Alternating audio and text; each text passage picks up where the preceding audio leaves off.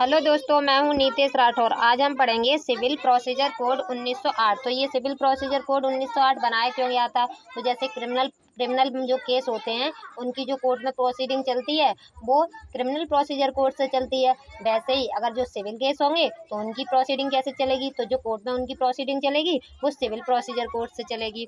चलो आगे देखते हैं। ये जब 1908 में सिविल प्रोसीजर कोड बन के तैयार हुआ था, तो जब उस टाइम बना था उस टाइम ये 5वें नंबर का एक्ट था। और ये बन के कब तैयार हुआ था? तो 21 मार्च 1908 के ये बन के तैयार हुआ था। और लागू कब हुआ था? तो ये 1 जनवरी 1909 को लागू हुआ था। अब इसमें हम देखते हैं आगे। तो इसमें पहला सेक्शन देखते हैं। पहला सेक्शन कहता है संक्षिप्त नाम, प्रारंभ और विस्तार। तो इसका पहला सेक्शन कहता है, तो इस पहला क्लॉज कहता है कि ये इसका नाम क्या होगा? तो इसका नाम है सिविल प्रोसीजर कोड 1908 कहा जाएगा। और ये लागू कब हुआ था? तो ये 1 जनवरी 1909 को लागू हो गया था। अब इसका विस्तार पूछता है थर्ड क्लॉज। तो ये अब होल इंडिया पे लागू है, जम्मू कश्मीर सहित सारे भारत पे लागू है। पर जो नागालैंड क्षेत्र है और जो जनजाति क्षेत्र है उन पे लागू अभी नहीं है। पर इसमें एक प्रोविजो दे रखा है। वो प्रोविजो कहता है अगर राज्य सरकार चाहे तो अधिसूचना द्वारा नागालैंड राज्य और जनजाति क्षेत्रों पर भी लागू करा सकती है। अब आ जाते हैं हम सेक्शन 2 पर। तो सेक्शन 2 है डेफिनेशन पोर्शन। तो इसमें डेफिनेशन दे रखी है। तो इसकी फर्स्ट डेफिनेशन देखते हैं हम। पहली कहती है संहिता क्या है? तो ये कहता है संहिता के अंतर्गत नियम भी आते हैं। तो जैसे ये सिविल प्रोसीजर कोड है तो ये क्या कह जाएगी? ये सिविल प्रक्रिया संहिता कही जाएगी। तो सिविल प्रक्रिया संहिता के अंतर्गत जिस बुक है इसके अंतर्गत जो रूल लिखे हुए हैं वो इसके अंतर्गत आएंगे। ये कह रहा है। फिर आ जाते हैं डिग्री क्या है। तो ये डिग्री बता रहा है कि डिग्री क्या है इसका 2 का 2। तो डिग्री के बारे में देखते हैं हम। तो ये कह रहा है न्यायालय की किसी, तो ये कहता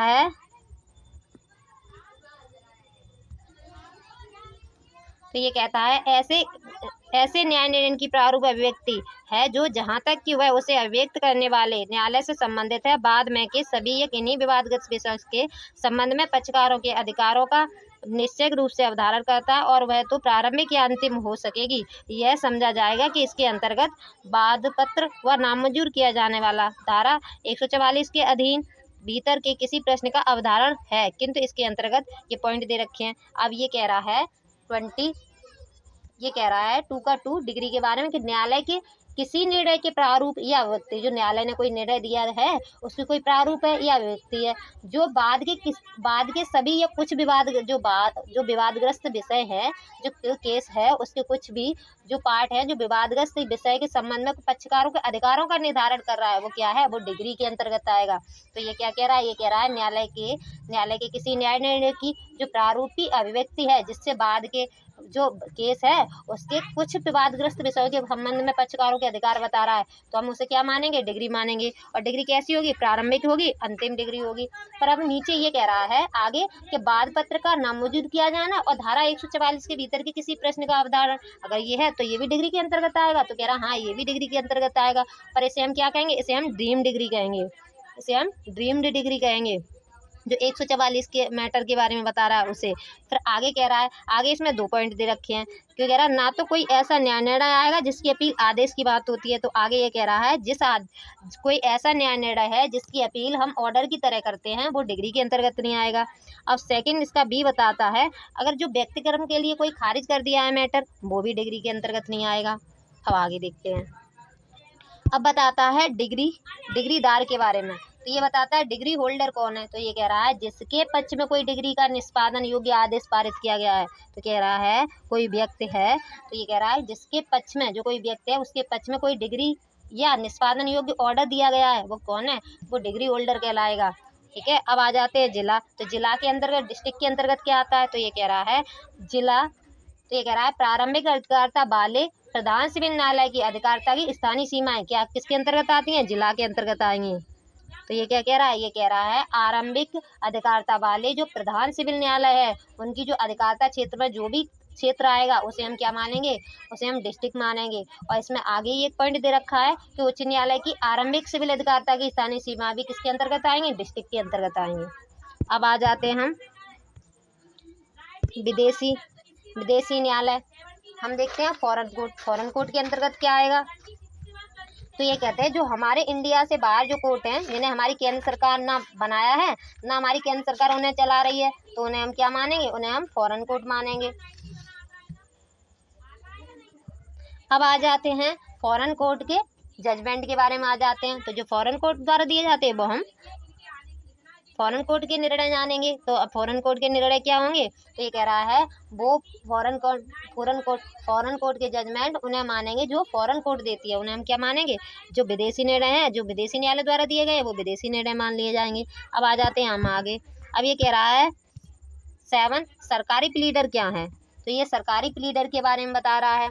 तो गवर्नमेंट प्लीडर के बारे में क्या है, तो ये कहता है जो सरकार द्वारा, तो कह रहा है जो सरकार द्वारा नियुक्त किए गए हों, ठीक है, जो सरकार द्वारा जो नियुक्त किए गए हों या जो सरकार प्लीडर के निर्देशों के अधीन कार्य कर रहे हों, तो वो क्या आएंगे, वो हम सरकारी प्लीडर मानेंगे। तो सरकारी प्लीडर के अंतर्गत क्या आएगा, जो सरकार द्वारा नियुक्त किया गया हो या जो सरकारी प्लीडर के निर्देशों के अधीन कार्य कर रहे हों, उन्हें हम सरकारी प्लीडर मान लेंगे। अब ये ए बी वाले इंपोर्टेंट नहीं। अब आ जाते हैं 8 पे। 8 बताता है न्यायाधीश। न्यायाधीश कौन है, हाँ 8 बताता है जज के बारे में। तो ये कहता है सिविल न्यायालय का पीठासीन अधिकारी, हम क्या मानेंगे उसे, जो सिविल न्यायालय का जो पीठासीन अधिकारी है उसे हम न्यायाधीश मान लेंगे, उन्हें हम जज मानेंगे। अब आगे 9 में कह रहा है निर्णय। हाँ तो ये बताता है जजमेंट के बारे में। जो 9 है वो जजमेंट के बारे में कहता है कि जजमेंट क्या है। तो ये कह रहा है न्यायाधीश द्वारा कोई डिग्री या आदेशों के आधार पर जो कथन लिखे गए हैं वो हम क्या मानेंगे, वो हम जजमेंट मानेंगे। तो ये जजमेंट को क्या बता रहा है, तो जजमेंट के लिए बता रहा है कि न्यायाधीश द्वारा जो डिग्री या आदेशों के आधार पर जो कथन लिखे जाते हैं, जो एक फॉर्मेट में कथन लिखे जाते हैं, उसे हम क्या मानेंगे, उसे हम जजमेंट मानेंगे। अब आगे अब पूछता है निर्णित रेडी क्या है। अब ये जजमेंट डेबिटर बोल रहा है कि कौन है, तो जजमेंट डेबिटर के बारे में हमारा 10 बताता है। तो 10 ये कह रहा है कि जिसके विरुद्ध कोई डिग्री या निष्पादन योग्य आदेश पारित किया गया हो, तो क्या कह रहा है, जिसके विरुद्ध कोई डिग्री दी गई है या निष्पादन योग्य आदेश है वो कौन है, वो निर्णित रेडी है। अब आ जाते हम 11 में। 11 बताता है, एक मिनट, 11 बताता है विधिक प्रतिनिधि के बारे में। तो ये बताता है, हाँ तो ये बताता है विधिक प्रतिनिधि के बारे में। तो विधिक प्रतिनिधि कौन है, तो ये कह रहा है विधिक प्रतिनिधि से वह व्यक्ति अवृत है जो मृत व्यक्ति की संपदा का विधिक की दृष्टि से प्रतिनिधित्व करता है। तो ये क्या कह रहा है, कौन है विधिक प्रतिनिधि, तो सीधा सीधा सिंपल ये है जो व्यक्ति मृत व्यक्ति की संपदा का विधिक प्रतिनिधि करता है, जो विधिक प्रतिनिधित्व कर रहा है। कोई किसी व्यक्ति की मृत्यु हो गई है उसकी प्रॉपर्टी का जो कोई विधिक प्रतिनिधित्व करता है, तो हम किसे क्या मानेंगे, विधिक प्रतिनिधि मानेंगे। या तो वो विधिक प्रतिनिधित्व कर रहा है या मृतक की संपदा में दखलंदाजी कर रहा है, तो हम उसे क्या मानेंगे, विधिक प्रतिनिधि मानेंगे। अब आगे बताता है अंतकालीन लाभ के बारे में।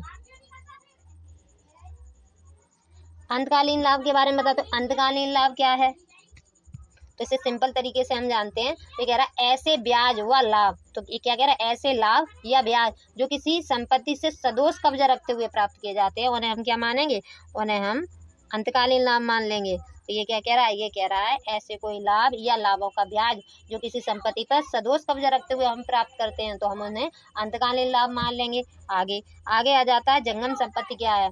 तो ये कह रहा है मूवेबल प्रॉपर्टी क्या है, तो ये कह रहा है उगती फसलें मूवेबल प्रॉपर्टी के अंतर्गत आती हैं। इसमें आगे की डेफिनेशन नहीं दे रखी, वरना जो प्रॉपर्टी हम एक जगह से दूसरे स्थान में जो मूव करा सकें उन्हें हम क्या मानेंगे, मूवेबल प्रॉपर्टी मानेंगे। अब आगे कहता है ऑर्डर क्या है, ठीक है। तो सीधी बात है ऑर्डर के बारे में पूछ रहा है। तो ये कह रहा है सिविल न्यायालय, ये कह रहा है सिविल न्यायालय के विनिश्चय की प्रारूप अभिव्यक्ति, जो सिविल न्यायालय है उसके विनिश्चय की जो प्रारूप अभिव्यक्ति है, जो डिग्री नहीं है, उन्हें हम क्या मान लेंगे, उन्हें हम ऑर्डर मान लेंगे। तो ये क्या कह रहा है, सीधी बात ये है जो डिग्री नहीं है वो क्या है, वो ऑर्डर है। तो सीधा हो गया सिविल न्यायालय के विनिश्चय की प्रारूप अभिव्यक्ति जो डिग्री नहीं है उन्हें हम क्या मान लेंगे, उन्हें हम ऑर्डर मान लेंगे। अब आगे कहता है प्लीडर क्या है। तो ये कह रहा है प्लीडर से न्यायालय में किसी अन्य व्यक्ति के लिए उपसंजात होने वाला और अभिवचन करने वाले हकदार कोई व्यक्ति अभिप्रेत है, और इसके अंतर्गत अधिवक्ता, वकील और किसी उच्च न्यायालय का अटर्नी भी आता है। तो ये कह रहा है कि अधिवक्ता के अंतर्गत वकील, उच्च न्यायालय का वकील जो किसी व्यक्ति के लिए न्यायालय में उपस्थित हो सके, मतलब किसी व्यक्ति की तरफ से न्यायालय में उपस्थित हो सके तथा उसका अभिवचन कर सके, तो हम उसे क्या मान लेंगे, उसे प्लीडर मानेंगे। आगे आगे आ जाता है विहित क्या है। हाँ, तो ये कहता है प्रेस्क्राइब के बारे में पूछता है, तो क्या है। हाँ, तो ये कह रहा है विहित में नियमों द्वारा विहित है, तो ये सीधा ये कह रहा है जो नियम दिए गए हैं वो इसी के अंतर्गत आते हैं, प्रेस्क्राइब के अंतर्गत आते हैं। अब आ जाते हैं हम 17, ये वेरी इंपॉर्टेंट है। अब ये कह रहा है लोक अधिकारी। 17 ये कह रहा है पब्लिक ऑफिसर क्या है, तो ये कह रहा है इसमें दे रखा है अंदर कि लोक अधिकारी से वह व्यक्ति अभिप्रेत है जो निम्नलिखित वर्णों में से किसी भी वर्णन के अधीन आता है। जो इसमें पॉइंट दे गए हैं उनके अंतर्गत आएगा, तो हम उसे क्या मानेंगे, उसे हम पब्लिक ऑफिसर मान लेंगे। तो पहला पॉइंट कहता है इसमें, पहला पॉइंट कहता है कि जो हर न्यायाधीश, जो न्यायाधीश हैं वो भी क्या है, पब्लिक ऑफिसर हैं। इसमें सेकंड कह रहा है अखिल भारतीय सेवा का जो सदस्य है वो भी क्या है, पब्लिक ऑफिसर है। फिर बताता है जो नौसेना के जो ऑफिसर हैं, जो तीनों सेनाओं के जो ऑफिसर हैं, आयुक्त हैं, जो राजपत्र अधिकारी हैं, वो भी क्या है, वो भी ऑफिसर के अंतर्गत आएंगे, पब्लिक ऑफिसर के अंतर्गत। तो आगे कह रहा है जो न्यायालय के कोई भी ऑफिसर है, जो न्यायालय के प्रत्येक अधिकारी हैं जो न्यायालय में कार्य कर रहे हैं, वो भी कौन है, ऑफिसर हैं। फिर आगे कह रहा है ऐसा व्यक्ति जो अपने पद के कारण किसी व्यक्ति का परिरोध कर सकते हैं, वो भी कौन है, वो भी पब्लिक ऑफिसर के अंतर्गत आएंगे। फिर आगे कह रहा है अपराधों का निवारण करने वाले, आगे कह रहा है अपराधों का निवारण करने के लिए, अपराधियों को न्यास के लिए उपस्थित करने के लिए, लोक स्वास्थ्य के लिए, क्षेम के लिए या किसी सुविधा की सुरक्षा करने के लिए जो नियुक्त किए गए हैं, वो व्यक्ति क्या है, वो भी व्यक्ति पब्लिक ऑफिसर हैं। फिर आगे कह रहा है सरकार की ओर से संपत्ति ग्रहण करने वाला, संविदा करने वाले, किसी आदेश का निष्पादन करने वाले व्यक्ति, वो भी क्या है, पब्लिक ऑफिसर हैं। फिर आगे कह रहा है प्रत्येक अधिकारी जो सरकार से वेतन प्राप्त करता है या किसी लोक कर्तव्य के लिए पारिश्रमिक पाता है, तो वो कौन है, वो पब्लिक ऑफिसर है। तो ये पब्लिक ऑफिसर के बारे में काफ़ी पूछता है, तो हम ध्यान रखेंगे, सीधा ध्यान रखो, प्रत्येक अधिकारी जो सरकार से वेतन प्राप्त करता है, जिसकी सरकार द्वारा नियुक्ति हुई है, जिसका कोई लोक कर्तव्य है, जिसके लिए वो पारिश्रमिक पाता है, तो वो कौन है, उन्हें हम पब्लिक ऑफिसर समझेंगे। अब आ जाते हैं हम आगे। अब आ जाता है निगम के लिए। नियम क्या है, तो कह रहा है नियम के अंतर्गत, हाँ, नियम के अंतर्गत कह रहा है प्रथम अनुसूची के नियम या तो प्रथम अनुसूची में लिखे हैं वो, या धारा 122 और 125 के अधीन जो नियम दिए गए हैं वो नियम के अंतर्गत आएंगे। अब आ जाता है निगम अंश क्या है, तो निगम अंश के बारे में बताता है कि जो भी स्टॉक हैं, डिवेचर स्टॉक हैं या डिवेचर बंद पत्र हैं, उन्हें हम क्या मानेंगे, उन्हें हम निगम अंश मान लेंगे। हाँ, उन्हें हम क्या मानेंगे, उन्हें हम निगम अंश मान लेंगे।